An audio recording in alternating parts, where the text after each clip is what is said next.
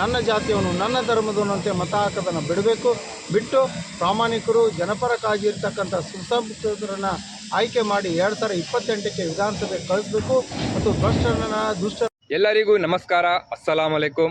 ನೋಡಿ, ನಾಗರಾಜ್ ಅಂತ ಒಬ್ಬರು ವ್ಯಕ್ತಿ ಮಂಗಳೂರಿಂದ ನಮ್ಮ ಭದ್ರಾವತಿಗೆ ಪಾದಯಾತ್ರೆ ಮಾಡ್ಕೊಂಡು ಆಗಮಿಸಿದ್ದಾರೆ.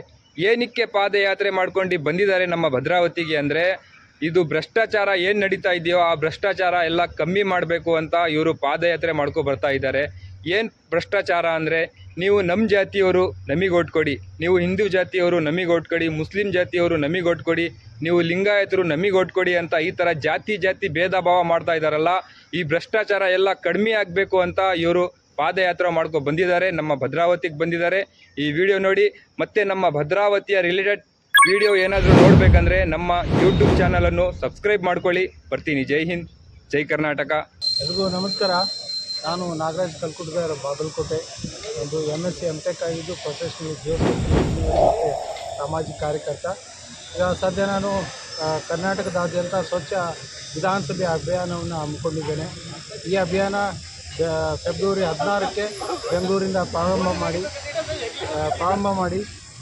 ಮಾಡಿ ಕರ್ನಾಟಕದ 31 ಜಿಲ್ಲೆಗಳಿಗೆ ಈ ಅಭಿಯಾನವನ್ನು ತಗೊಂಡು ಹೋಗ್ತಾ ಇದ್ದೇನೆ.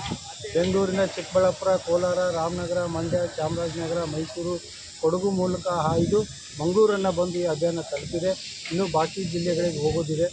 ಇದರ ಮಧ್ಯದಲ್ಲಿ ಈ ದಾವಣಗೆರೆಯಲ್ಲಿ ಸಂವಿಧಾನ ರಕ್ಷಕರ ಒಂದು ರಾಷ್ಟ್ರೀಯ ಮಟ್ಟದ ಸಮಾವೇಶ ನಡೀತಾ ಇತ್ತು. ನನಗೆ ಕರೆ ಬಂತು, ಹಾಗಾಗಿ ಮಂಗಳೂರಿಂದ ದಾವಣಗೆರೆಗೆ ಹೋಗುವಾಗ ನಾನು ಭದ್ರಾವತಿಗೆ ಬಂದಿದ್ದೇನೆ. ಈ ಒಂದು ಅಭಿಯಾನದ ಮುಖ್ಯ ಉದ್ದೇಶ ಭ್ರಷ್ಟರು, ಕೋಮುವಾದಿಗಳು, ಜಾತಿವಾದಿಗಳು, ಕ್ರಿಮಿನಲ್ಗಳು ಮತ್ತು ಕುಟುಂಬ ರಾಜಕಾರಣ ಮಾಡ್ತಕ್ಕಂಥವ್ರನ್ನ ಅಧಿಕಾರದಿಂದ ದೂರ ಇಡಬೇಕು. ವಿದ್ಯಾವಂತರು, ಪ್ರಬುದ್ಧರು, ಪ್ರಾಮಾಣಿಕರು, ಜನಪರ ಕಾಳಜಿ ಇರ್ತಕ್ಕಂಥ ಸುಸಂಸ್ಕೃತರು ಚುನಾವಣೆಗೆ ಸ್ಪರ್ಧೆ ಮಾಡಲಿಕ್ಕೆ ಮುಂದೆ ಬರಬೇಕು. ಒಂದು ರಾಜಕೀಯ ಪರ್ಯಾಯ ಶಕ್ತಿಯಾಗಿ ಜನರ ಮುಂದೆ ನಿಲ್ಲಬೇಕು ಮತ್ತು ಜನಸಾಮಾನ್ಯರು ಚುನಾವಣೆ ಸಂದರ್ಭದಲ್ಲಿ ಹಣ, ಹೆಂಡ ಇನ್ನಿತರ ಆಮಿಷಕ್ಕೆ ಒಳಗಾಗದೆ ಮತ ಮಾರ್ಕೊಳ್ಬಾರ್ದು. ಮತ್ತು ಭ್ರಷ್ಟಾಚಾರ ಮಾಡಿದ್ರು, ಅಕ್ರಮ ಅನ್ಯಾಯಗಳು ಅತ್ಯಾಚಾರ ಮಾಡಿದ್ರು ನನ್ನ ಜಾತಿಯವನು ನನ್ನ ಧರ್ಮದವನು ಅಂತ ಮತ ಹಾಕೋದನ್ನು ಬಿಟ್ಟು ಪ್ರಾಮಾಣಿಕರು ಜನಪರ ಕಾಳಜಿ ಇರ್ತಕ್ಕಂಥ ಸುಸಂಸ್ಕೃತರನ್ನು ಆಯ್ಕೆ ಮಾಡಿ 2028ಕ್ಕೆ ವಿಧಾನಸಭೆ ಕಳಿಸಬೇಕು ಮತ್ತು ದುಷ್ಟರನ್ನು ಕೋಮುವಾದಿ, ಜಾತಿವಾದಿ ಮತ್ತು ಕ್ರಿಮಿನಲ್ಗಳನ್ನು ಅಧಿಕಾರದಿಂದ ದೂರ ಇಡಬೇಕು ಅಂತೇಳಿ ನಾನು ರಾಜ್ಯಾದ್ಯಂತದಲ್ಲಿ ಮನವಿ ಮಾಡ್ತೇನೆ. ಇಷ್ಟು ಈ ಅಭಿಯಾನದ ಉದ್ದೇಶ.